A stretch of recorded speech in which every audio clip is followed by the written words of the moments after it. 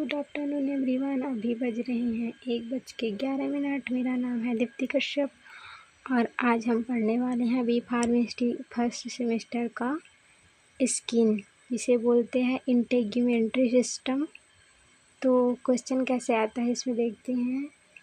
तो क्वेश्चन आता है describe the structure and function of the skin with neat labelled diagram. तो ये मैंने उसका स्ट्रक्चर बना रखा है। तो देखते हैं कि इसके स्ट्रक्चर में कौन कौन सा पार्ट आता है। तो सबसे ऊपर में रहता है एपिडर्मिस, एपिडर्मिस, फिर क्यूटेनियस। भूल गई हूँ लिखना उसको। तो देखते हैं जो एपिडर्मिस है उसमें रहता है हेयर सॉफ्ट। ये मतलब मेनली कंसिस्ट करता है हेयर सॉफ्ट। फिर जो रहता है डर्मिस उसमें रहता है arrector pili muscles, external root shaft, internal root shaft, hair bulb. It also consist oil gland, जिसको बोला जाता है सीबेशियस ग्लैंड। और हेयर सॉफ्ट में जो रहता है वो मतलब हेयर जो रहता है वो एरेक्टर पिलाई मसल्स में रहता है।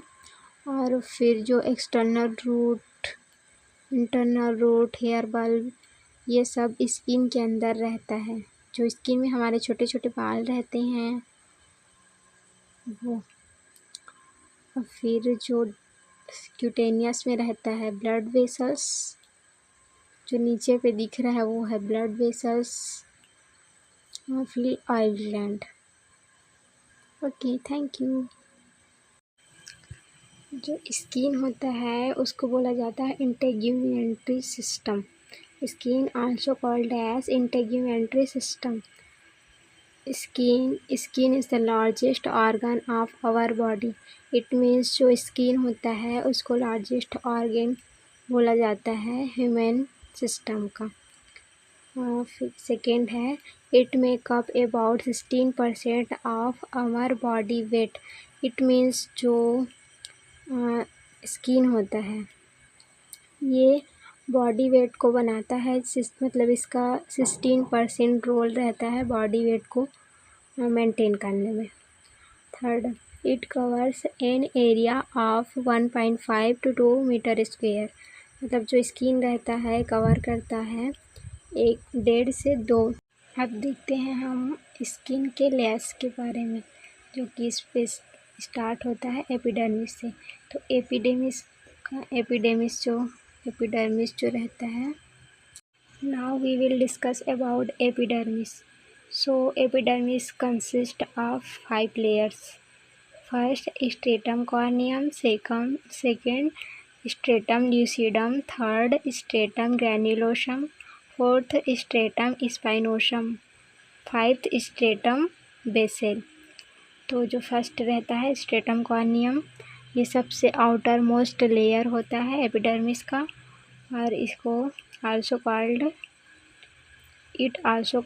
As dead keratinised layers. And third, it is gateway of heat, water and so many chemicals. तो जो स्ट्रेटम कॉर्नियम होता है वो आउटर मोस्ट लेयर होता है एपिडर्मिस का। फिर इस ल्यूसिडम होता है, फिर ग्रैन्युलोसम होता है, फिर स्पाइनोसम होता है, फिर बेसेल होता है। Thank you. अब हम पढ़ेंगे डर्मिस लेयर के बारे में। It is second deeper layer of skin. It means जो ये रहता है डर्मिस लेयर रहता है वो सेकेंड डीपर लेयर रहता है स्किन का। It consist of connective tissue. It means ये जो बना रहता है कनेक्टिव टिश्यू का बना रहता है, या फिर ये कंसिस्ट करता है कनेक्टिव टिश्यू को। सेकेंड है कंसिस्ट ऑफ ब्लड वेसल्स।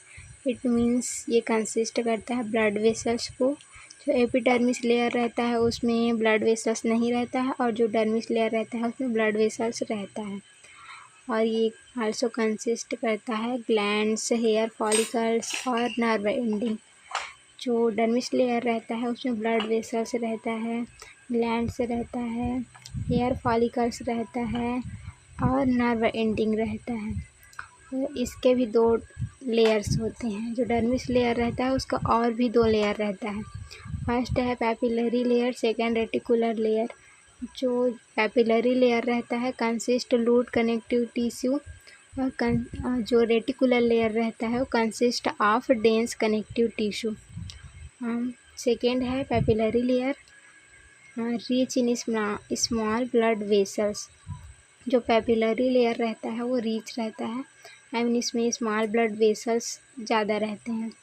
और जो रेटिकुलर लेयर रहता है it contains fat cells, blood vessels, glands, hair follicles. It means जो रेटिकुलर लेयर्स रहता है उसमें फैट सेल्स रहता है, ब्लड वेसल्स रहते हैं, ग्लैंड्स रहते हैं, हेयर फॉलिकल्स रहते हैं।